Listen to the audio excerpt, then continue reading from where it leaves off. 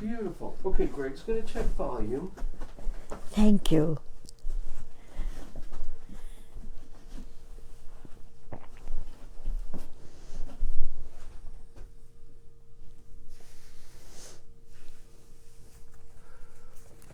Mom, could you speak? Yes.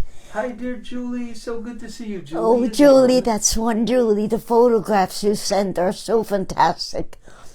Thank you. Julie, could you tell us if, and anyone who's watching, can you tell us if Hedy's volume is good, if you can hear her microphone? I'll put my glasses on, and that'll make the volume higher. Mm-hmm. Could you speak just a little more? Yes. Mm-hmm. I shall speak, and we're going to do painting number 55, which is on the wall, right? It sure is. It's on the wall. Yes. On the wall. It sure is. And it's working. And we could put another box underneath. Kenny? Tammy says your glasses worked. Wonderful. No, this is great, Mom. This is great. Yeah. Awesome. Thank you, Greg. Thank you. Kenny, your tea's there. Beautiful. And you are on. I am on. Everybody, welcome to 2022. Woo! Yeah. And it's overwhelming because in 20 years, we'll say, when we write the date, we'll write 2222. Mm-hmm. Wow. In 100 years. In 100 years. 200 years. 200 years. My math. I can't deal with mathematics today. It's enough that I've been writing 2022. Okay, let me begin. It's been a very hard year for everybody. But we don't know the future. We might begin to look back and say, boy, was it a good year compared to today. Either way, it's not our decision. But in some ways, how we see it is. I had to take notes written by hand because my computer didn't work. But thank goodness Greg is in the other room trying to fix it. So I won't be writing by hand much anymore because he'll do it.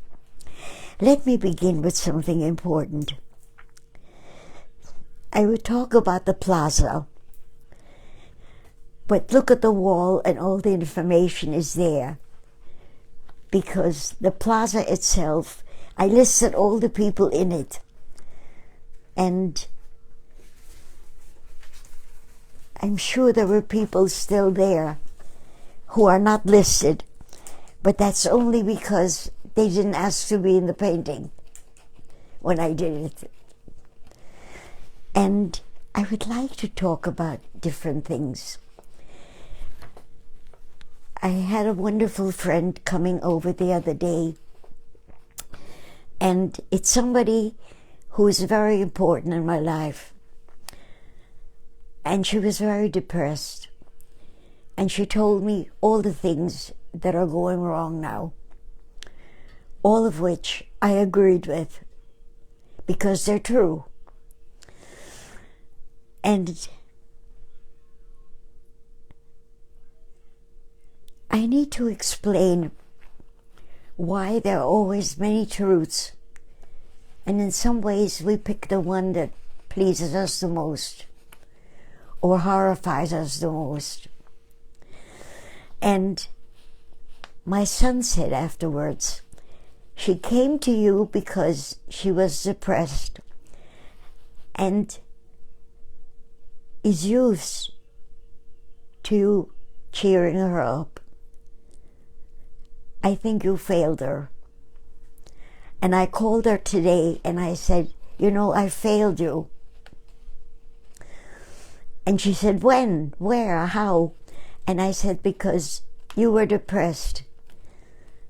And all I did was agree with you. But people often ask me, how come that you don't break? How come that you keep going back? And It's so easy to explain. Let me explain it, and then I would love it if all of you, or the most of you who wish to, write and tell me how you've handled situations where there is no loophole and how you've found them. Okay? And the first person I want to tell you about is my husband Eric, whom many of you knew. He passed away 6 years ago, and I still carry him in my brain whenever I need advice. And up to the year 16 of age, he had a wonderful life. He was born in Germany. No, actually, he was born in Lithuania. And his father died when he, I believe, just before he was born. They went to Germany to live with his mother's sister and her husband. And he grew up, as he describes it, in a wonderful Germany. He didn't realize that it was not wonderful to be in Germany when he realized that he was a Jew.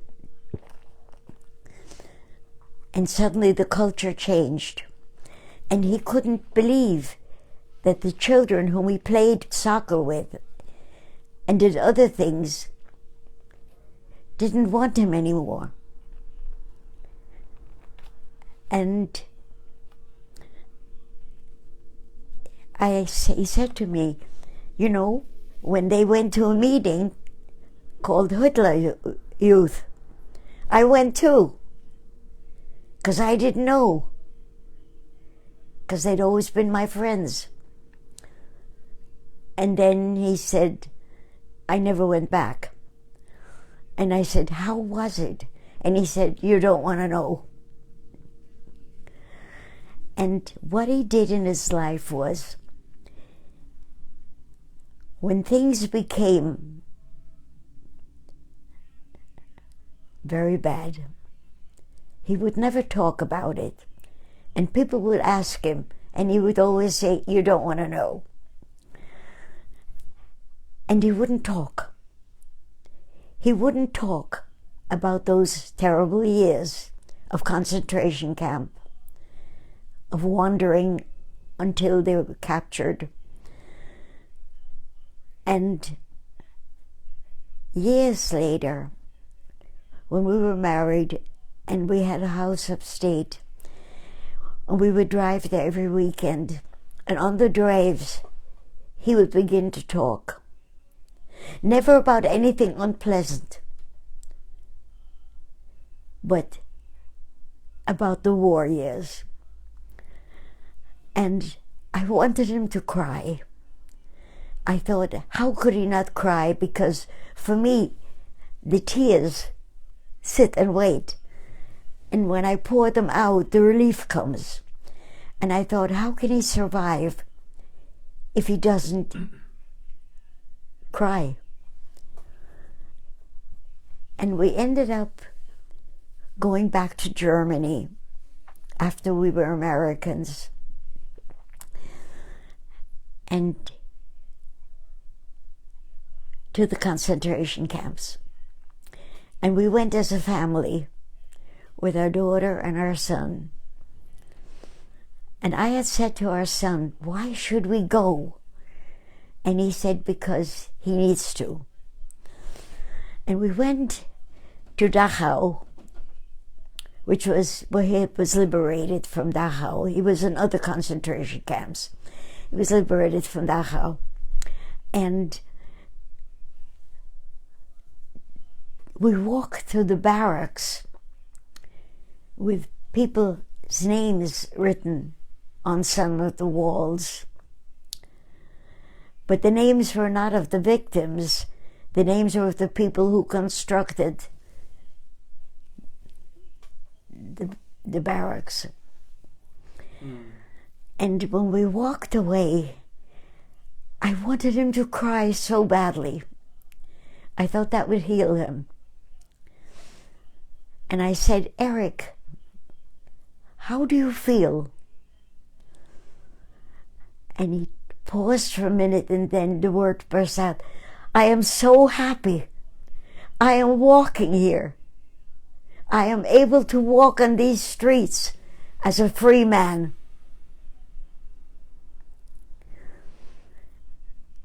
And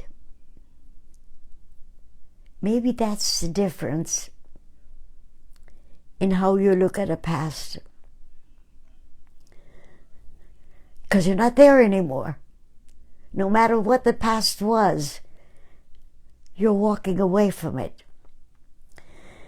And when people ask me, Hedy, how can you be happy? You went through so much when Hitler came. You know what the so much was? Fear, because we went into hiding. But nobody ever touched me. Nobody ever got near me. Because the neighbors didn't tell anybody that we were hiding in our apartment. Anne Frank was discovered just like us. They were hiding in an apartment. And I heard that nobody ever said to the soldiers that there were Jews hiding there. But I guess they searched. Nobody ever told about us. And that, you see, is why I am who I am.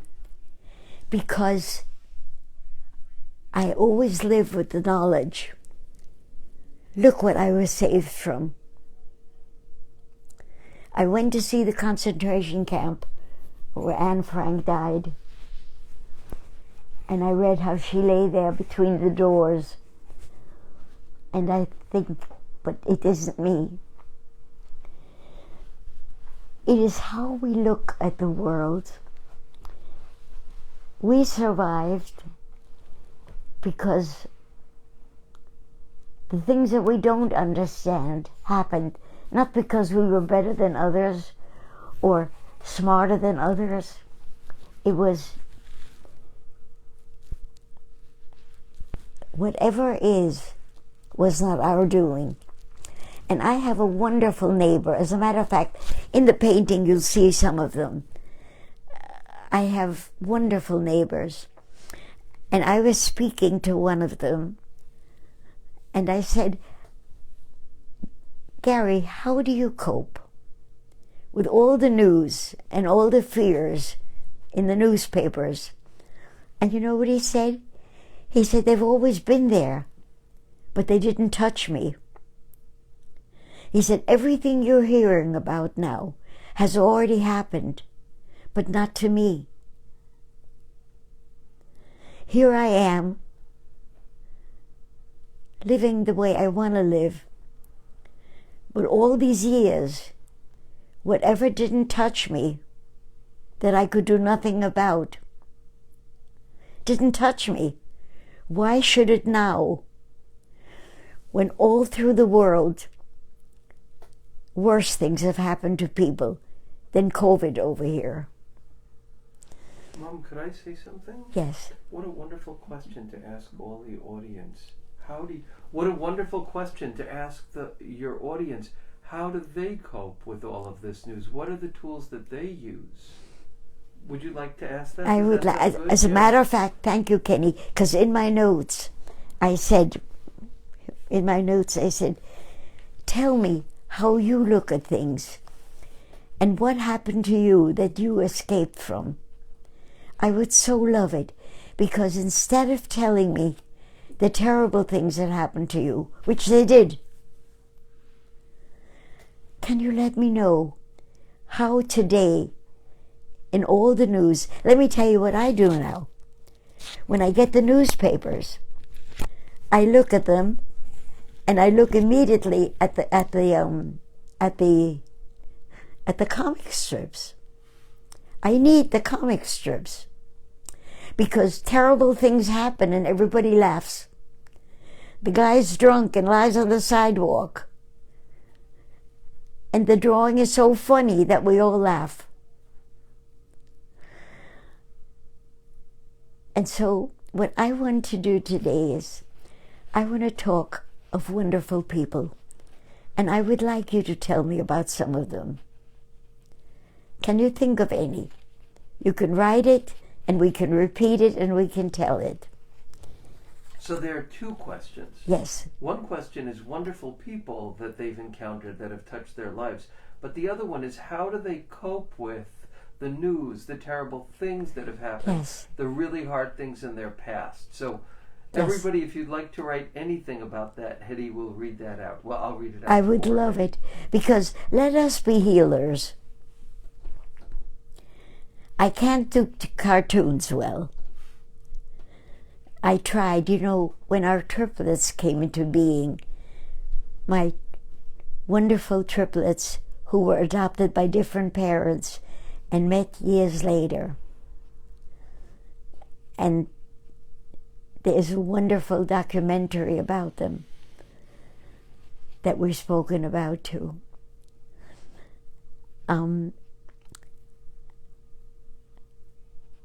They are so alike and yet so different.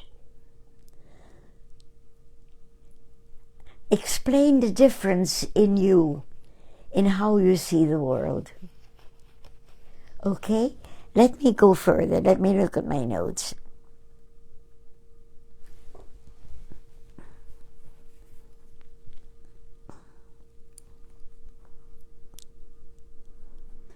Oh, by the way, Kenny, could you point to Gary over here, because he's the one who gave me that viewpoint? Sure. Okay. By the way, this is Gary, and this is Chris. They're my neighbors, and he is my neighbor, and he's one of the most wonderful people. We'll deal with them later on. We'll do more things with the people in here. As it is, I think I showed you last week of the people who are going to be throughout here. I already have a lot of drawings. I don't think I showed them last week, did I? Good. Oh yes, the pencil drawings of the people pencil from drawings. the nursing home, from the rehab. Oh, okay. Then let me do this.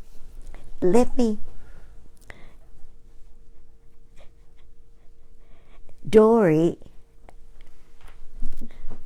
one of the most wonderful things that are going to come out of this is Dory, who is going to do, and has already done, a YouTube of my speakings. Mondays with Hedy, you can find it on YouTube now.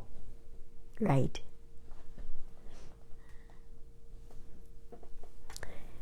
And then, Kenny, could you see that calendar in back of you? Mm-hmm. And I'll hold it up and I'll talk about it. Can you hear me? Everyone can hear you, yes. And if you want, I can read what people wrote. I'd love, read to me first. Sure, okay. Julie is watching, and Fran Rosenberg is watching. And Julie says, "Hi guys, love you. Glad you liked the photos." Tammy said your glasses worked because you said that you put on your glasses to get the sound better. And Joe Tripp let us know that he hears you fine. Hi, Joe. And Janine is watching, and Hernan is watching. And Julie says, "Happy New Year, Hedy. You always look vibrant and beautiful in red." And Janine says, "Hi, Hedy. Love to you."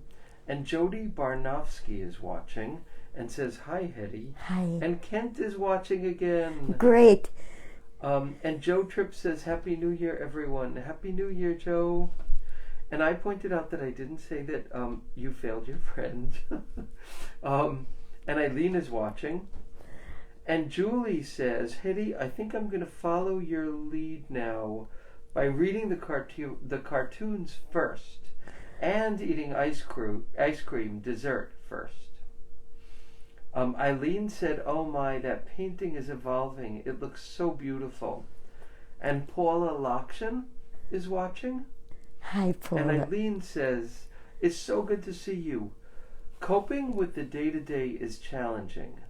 And then there's Hedy, who brings us so much hope." And Paula says, "Oh, Hedy, we love you so much." And JT, John Taracuso, says, "New Year's hugs from California." And Julie says, "I think I temper my regrets, negative experiences, and past heartaches by taking solace in how much I have been lucky to receive from my parents, siblings, other family members, and dear friends. Love is the balm for all." And Kathy Olson says, "Hedy, amazing since the first day we met. Much love in friendship." You know, this really is going to be the whole premise of this painting when it's finished. I want to show the kindness that allows us to go on. And Kenny, there is a calendar right next to you. Wait, what if you take that box, the shoe box, which is steady and bad high? Oh, right. I'm good. It's good. You sure? Sure, yeah. Here's the calendar. Yeah. Okay, with the calendar, there's another story. People who need to hate always find victims because they are very skilled and very diligent at looking at them. So COVID came, and immediately it was a fault of the Chinese. I remember when Hitler came, people said, "What caused, the Jews must have caused the war." And somebody's answer, a comedian said, "The Jews and the bicycle riders." And the answer from somebody, from the other comedian was, "Why the bicycle riders?" And the answer was, "Why the Jews?" And right now, it's the Chinese. They brought the flu. They brought the COVID. They brought this. The Chinese did. So I say the Chinese are the bicycle riders. And then if you say, "Why the bicycle riders?" I say, "Why the Chinese?" Because right now,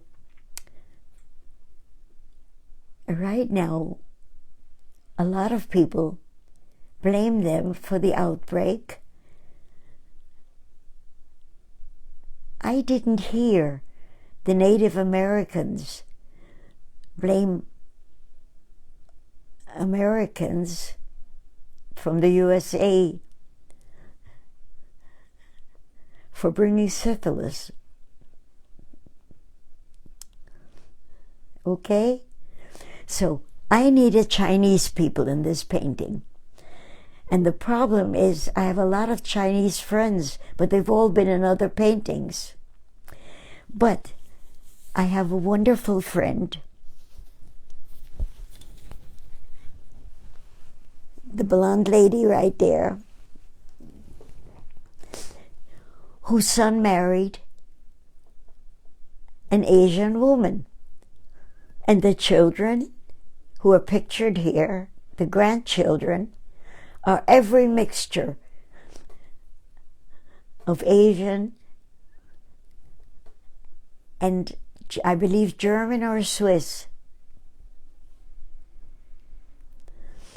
And they're going to be in the painting. Let me show them to you, okay? They're not finished yet. Because as I paint them, they're going to be older than these pictures. So I'm going to make sure I integrate this painting with everybody I know and love. Even though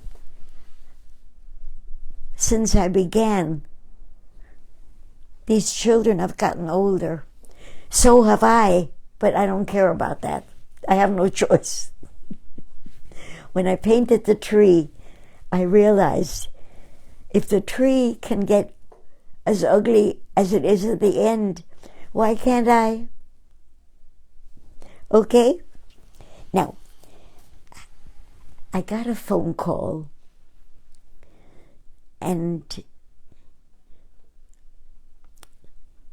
I put it down in my notes, but I want to speak of people who've done things in the midst of misery and changed it.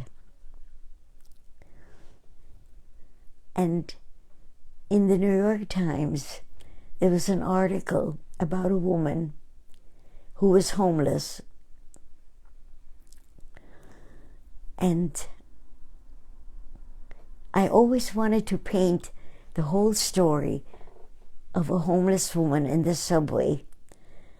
But somehow or other, COVID came and I couldn't go into the subways anymore. So that has to change. So instead of that, I think when this painting is finished, I'm going to paint trees. Because maybe I need to become like them. So the branches fall off, I walk badly, but I'm existing. And in Long Beach, long ago,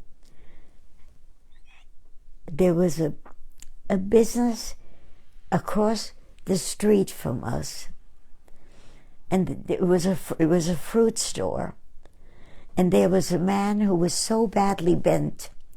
He was very thin, and he pushed the wagons with the boxes and things. And one day I said to him, "Isn't this hard for you?" He said, "Nothing is hard for me. If I wake up in the morning, I'm here." And I thought, I think I'll adopt that saying. If I'm here in the morning, it's okay. I wanted permission from my daughter to write something to show all of you, but I couldn't reach her. And it's something so wonderful. Here's what she said, and I would like to give you this as a gift also. She said, I decided, I'm not giving you her exact words, I'll print them for next week. But she said, I've always taken a background. I've always put myself second. I've decided I won't do that anymore. I've decided I'm going to allow myself to step out front. And it made me realize, aren't we all counseled by parents or by the world? You're too loud. You're too this, you're too that. You don't need to be noticed. I would like another thing. Next week, because our time is nearly up, next week, step forward if you can. Be first. And let us know how it works. That doesn't mean that you have to kick somebody to get to first place. But say thank you to your body, to your brain, to your life. And let me read it out loud. Thank you. I think it's time to go. It's just about time, but I do have some more comments from people. Okay. Eileen Cutler said, Julie is so smart. Love is the answer. This painting shines with love. And Julie said, Hedy, you only get more beautiful with age, just like trees. And Tracy Garlings Meklaus is watching. And Anita Uhas is watching.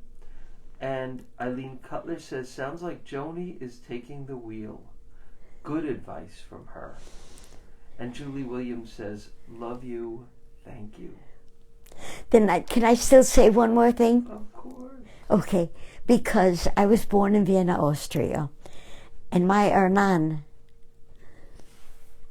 brought us Christopher into the family. And he sent me photographs of the street where I grew up in Vienna. And I looked at it and I thought, it still exists. It doesn't look at all like ours. Now the building does not look like something from the last century. But it means so much to me. Thank you. I love you all. Happy New Year.